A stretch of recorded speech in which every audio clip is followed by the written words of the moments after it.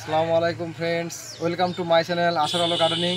তো আপনারা সকলে কেমন আছেন? আশা করি আপনারা সকলে খুব ভালো আছেন। তো আপনাদের সঙ্গে আমি আশারুল, আমিও খুব ভালো আছি। তা চলুন আজকে আবার একটা নতুন বিষয় নিয়ে আপনাদের সামনে হাজির হয়েছি। আপনারা যিনারা আমার চ্যানেলকে সাবস্ক্রাইব করে রেখেছেন অলরেডি, তিনারা তো জানেন যে আশার আলো গার্ডেনিং সবসময় চেষ্টা করে আপনাদের কাছে নতুন কিছু তুলে ধরার। তো আপনারা ভিডিওটি স্কিপ না করে দেখতে থাকুন, তাহলে বুঝতে পারবেন আজকের বিষয়বস্তু। তো চলুন ভিডিওটি শুরু করা যাক। তো ফ্রেন্ডস, এই যে দেখছেন আমার আশার আলো গার্ডেনিং বাগানের কিছু নতুন সদস্য। এখানে আছে 7 জন, আর বাড়ির নিচে লাগানো হয়েছে দুটো, টোটাল 9টা। তো যিনারা আমার আগের ভিডিওটি দেখেছেন তিনারা তো জানেন যে আমি সেই বদরহাট, উত্তর 24 পরগনা সাদিয়া নার্সারিতে গেছিলাম। তো ওখানে আমি গিয়ে যেটা দেখলাম, চারার কোয়ালিটি খুবই ভালো, প্লাস চারার মান, যেটা গুণগত মান সেটাও খুব ভালো। তো আপনারা চাইলে অবশ্যই সেখান থেকে কিছু গাছ নিয়ে আসতে পারেন। তো গাছ মেনলি নার্সারি থেকে গাছ নিয়ে আসার পরে কি পরিচর্যা করতে হয়, গাছ কতদিনে কি বসাবেন সেসব বিষয় নিয়ে একটা ভিডিও দেবো। তো আজকে গাছটা কিভাবে বসাচ্ছি বা কিভাবে গাছটা পটিং করব সেটা আপনাদের সেই বিষয় নিয়ে জানাচ্ছি। তার আগে গাছগুলোর সঙ্গে পরিচয় করে দিই। এটা হচ্ছে মিশরীয় ডুমুর, এটা হচ্ছে আপনার আপেল, কিন্তু দাঁড়ান এটা কোয়ালিটিটা কি বললো আমি তো ভুলে গেছি, নামটা লিখে রেখেছিলাম। তো আপনাদের সঙ্গে ক্ষমা চেয়ে নিচ্ছি, লেখাটা মুছে গেছে। তো এটা আপেলটা বললো যে লাল আপেলটা তো আমাদের এখানে হবে না, গ্রিন আপেলটা, তাই বললো, নামটা আমি মনে করতে পারছি না। এটা হচ্ছে মিষ্টি তেঁতুল।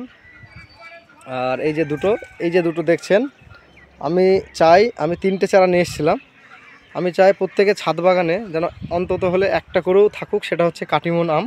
তো আমি ওখানে গিয়েছিলাম, ওনারা কাটিমন আম আমাকে কেটে খাওয়ালেন। যারা আপনারা খেয়েছেন তারা তো জানেন কাটিমন আম খুব ভালো আম, এটা ভালো প্রজাতির আম।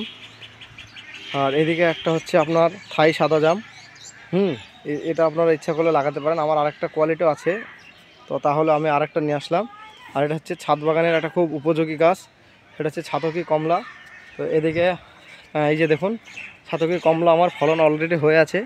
তা সত্ত্বেও এদিকে আপনার আমার ফলন হয়ে আছে, অনেকগুলো ধরেছিল, তো আপনাদের বলেছিলাম। আপাতত 5টা টিকেছে আমার।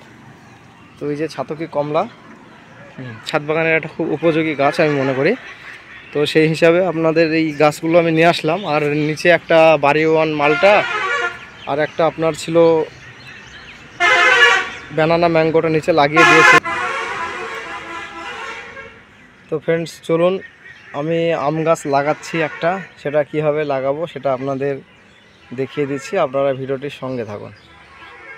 তো এই যে আপেলটা আপনাদের বললাম না যে নামটা আমি বুঝতে পারিনি, এখানে আমি পাতাতে ছিল, এটা উল্টে গেছে, বুঝতে পারিনি। হরিমন 99 আপেলটার প্রজাতি।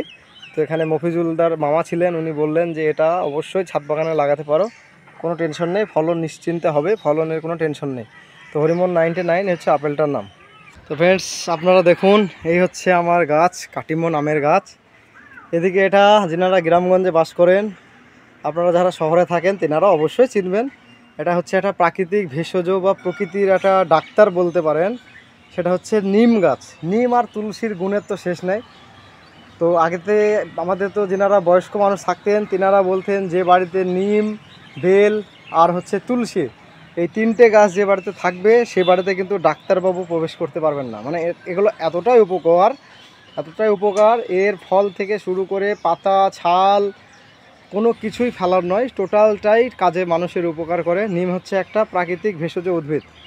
আর এই যে দেখছেন এগুলো হচ্ছে শুকনো পেয়ারার পাতা, এটা পেয়ারা বলে কথা নয়, আপনারা যে কোনো পাতাই দিতে পারেন।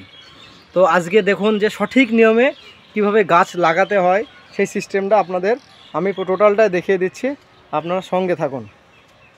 পাতাটা দেওয়ার উদ্দেশ্য হচ্ছে, এটা আপনি যে ক্যারেটটা আছে চারিদিকে ক্যারেটটা, শুকনো পাতাটা দেওয়ার উদ্দেশ্য, এটা নিচে আপনার কাজ করবে হচ্ছে মাটিটা, নিচের যে উপরে যে মাটিটা, সেই মাটিটা আপনার নিচে নামতে দেবে না, প্লাস এটা পচে গিয়ে আপনার সারের কাজ করবে। হ্যাঁ, তো আপনি সাজেস্ট করব যে আপনারা যিনারা টবে লাগান বা বিশেষ করে ক্যারেটে, ফলের ক্যারেটে লাগালে এই পদ্ধতিটা অবলম্বন করবেন। তাতে কি হবে, এই যে দেখুন এই যে পাতাটা দিলাম, পাতাটা আপনার সারের কাজ হয়ে যাবে। আর এইটা যেটা হচ্ছে নিম পাতা, এটা হচ্ছে মানে একটা এমন জিনিস, একে আমি মনে করি প্রত্যেকটি গাছ লাগানোর সময় অবশ্যই দেবেন। আপনি ফাঙ্গিসাইড সাপি বলেন, ডাভিস্টিনি বলেন আর ব্লাইটক্সি বলেন, যে কোনো ফাঙ্গিসাইডে দেন না কেন, তার থেকে 100% বেশি কাজ হবে আপনার নিম পাতা। তো নিম পাতা দিয়ে কি করে জৈবিক ফাঙ্গিসাইড তৈরি করা যায় সে বিষয়ে আমি একটা ভিডিও আপনাদের দেব। তা আমি কিন্তু প্রত্যেকটা গাছ আপনারা যেভাবে দেখছেন আমি ফলের ক্যারেটে লাগালে এই পদ্ধতিতেই আমি গাছ লাগাই। তো আপনারা এই পদ্ধতিটাই অবলম্বন করবেন। এদিকে কি হলো দেখুন, মোটামুটি এটা প্রায় 1 ইঞ্চি জায়গা কিন্তু এ কভার করে নিয়েছে, তাতে কোনো অসুবিধা নেই। আর আরেকটা বিষয় আপনাদের যেটা বলছি ফ্রেন্ডস, সেটা হচ্ছে বিশেষ করে আম গাছের কিন্তু মেনলি যেটা হচ্ছে আম গাছের আপনার জল নিকাশি ব্যবস্থাটা, মানে ড্রেনেজ সিস্টেম যেটা আমরা বলি, যেনারা বাগান করি আমরা, ড্রেনেজ সিস্টেম কিন্তু আম গাছের খুব ওকে দরকার। এর কোনো রকমের জল গোড়াতে জমতে দিলে হবে না। বিশেষ করে আম গাছ, ড্রাগন গাছ, লেবু গাছ, মানে এদের খুব ভাইটাল গাছ। আর আম গাছের একটা বিষয় হচ্ছে, আম গাছে ফ্রেন্ডস কিন্তু খুব একটা বেশি যত্ন লাগে না। আমরা হয়তো মনে করি যে আম গাছে প্রচুর যত্নের প্রয়োজন হয়, কোনো যত্ন দরকার হয় না। তো এবার দেখুন, চারাটা নিয়ে এই যে চারাটা, এই প্লাস্টিকটা কেটে দেবেন, প্লাস্টিকটা এইভাবে কেটে দেবেন, ছিঁড়ে দেবেন আর কি। ছিঁড়ে দেওয়ার পরে এই যে শিকড় আছে, কোনো কিছুতেই হাত দেওয়ার কোনো দরকার নেই, যেহেতু এ নতুন এখন। তো একে এই যে দেখছেন, একে এখন বেশি মাটি দেবো না। কেন বলুন তো, পরে তো আবার আমি একে খাবার দেব না। গাছ লাগানোর নিয়ম হচ্ছে, এই যে মাটিটা দেখছেন এই লেভেলে মাটি দেবেন, মানে এর উপরে মাটি তোলাবেন না, ঠিক আছে? তো একে মাঝামাঝি করে নেব। আর একটু সোজাসুজি ভাবটা দেখে নেবেন যে গাছটা সোজা হচ্ছে কিনা। গোড়া নিচের দিকে বাঁকা থাকুক অসুবিধা নেই, তো গাছটা সোজা রাখবেন। তো এই যে দেখুন, এখন কিন্তু আমি কোনো রকমের সার বা কিছু দিলাম না, আমার মাটিটা আগে তৈরি করা আছে, এতে কোনো রকমের গোবরে মানে জৈব সার বা রাসায়নিক সার কিছুই দেওয়া নাই। তো এরকমভাবে দিয়ে একে নর্মালে এর জায়গাতে একে ছেড়ে দেবেন। খাবারটা দেবেন কিছুদিন পর, সব গাছের ক্ষেত্রেই তাই। মেনলি প্রথমে কোনো খাবার না দেওয়াই সাজেস্ট করছি আমি। এবার যদি ভাবেন যে জৈব সারটা, গোড়াটা একটু চেপে দেবেন। চেপে দিলে কি হবে, গাছটা কোনো দিকে হিলবে না। এবার অবশ্যই চেপে দেবেন। চেপে দেওয়ার পরে, লাগানোর পরে একটু জল দিয়ে দেবেন।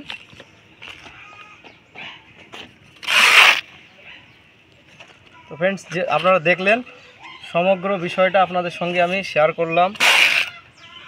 নিম পাতা দিতে বললাম, তার আগে শুকনো পাতা দিয়ে মালচিং করে দিতে বললাম নিচে, যাতে আপনার জলের এটা সুন্দরভাবে ড্রেনেজ সিস্টেমটা ওকে থাকে। আর গাছ এই যে দেখুন, গাছের গোড়াটা আরেকবার দেখিয়ে দিচ্ছি আপনাদের। এই হচ্ছে গাছের গোড়া।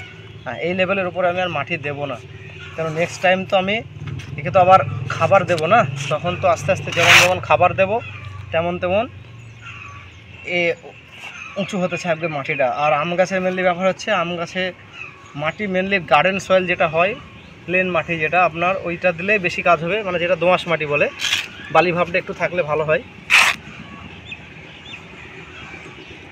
তো আপনারা দেখলেন। তো এই যে দেখুন, গাছটি লাগানো কমপ্লিট।